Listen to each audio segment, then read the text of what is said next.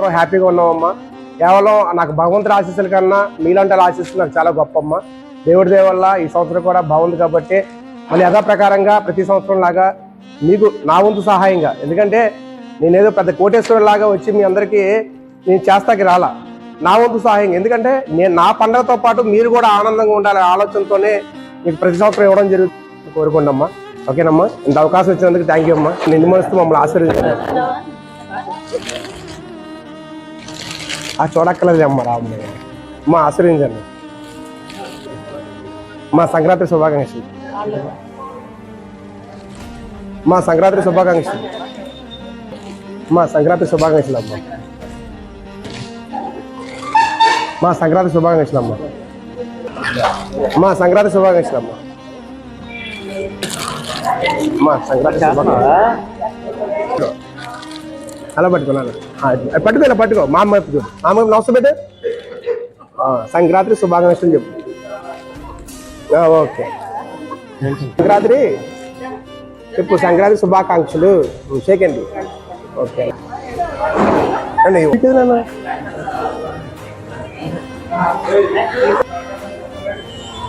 Group photo తీద్దాం. ఏదో తీసుకోవడమే.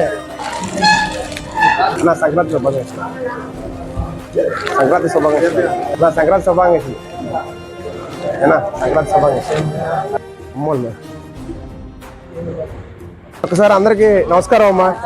మీ అందరి ఆశీస్సులు ఉండాలి, అందరూ బాగుండాలి. Okay, thank you, thank you. అలాగే అమ్మా, మీ అందరూ ఆశీర్వాదం అమ్మ. జాగ్రత్త, పడిపో. అందరికీ నమస్కారం అండి. ముందుగా గుడివాడ పట్టణ ప్రజలందరికీ సంక్రాంతి శుభాకాంక్షలు. అదేవిధంగా మానవ సేవే మాధవ సేవ అనే నినాదంతో నేను ఈ గుడివాడ పట్టణంలో అనేక సేవా కార్యక్రమం చేసుకుంటూ ముందుకెళ్తుంటే, అదే తరుణంలో గత 5 సంవత్సరాల నుంచి అందరూ బాగుండాలి, అందరూ మనం ఉండాలనే ఆలోచనతోనే నేను ఈ సంక్రాంతికి మనతో పాటు, ఎందుకంటే మన ఆంధ్ర రాష్ట్రంలోనే మన హైందవ సంస్కృతిలోనే సంక్రాంతి పండుగ అంటే చాలా పెద్ద పండుగ. మన తెలుగువారి పెద్ద పండుగ ఏదైనా ఉందంటే సంక్రాంతి పండుగ.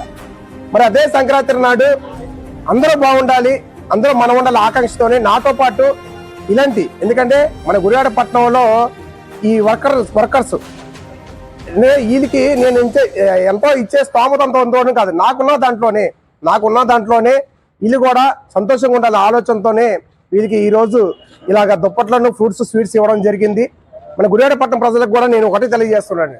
ఎందుకంటే చాలా మంది ఇస్లాంలోని, బైబిల్లోని, మన పవిత్ర గ్రంథంలో కూడా ఒకటే చెప్తున్నారు, నీ వల్లే పరులను ప్రేమించు అని చెప్తారు. మరి అన్ని వింటూ ఉంటాము, ఎవరు మరి చేతలో మాత్రం ఎవరు ఉండరు. మరి అలాంటి మాటలు మనం విస్మరిస్తే మన సమాజం బాగుంటుందని ఆలోచన.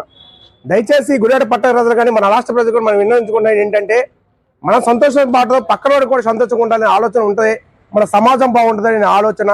ముఖ్యంగా సంక్రాంతి పండుగ అంటే మన రైతులు, వాళ్ళకి వ్యవసాయంలో ఆదాయం వస్తుందో లేదో తెలియదు, కానీ ఎప్పుడు ప్రతి వాళ్ళు పంట వేసి ఏదో విధంగా మనకి కడుపు నిండా అన్నం పెట్టిన ఆ మహానుభావుడు రైతు.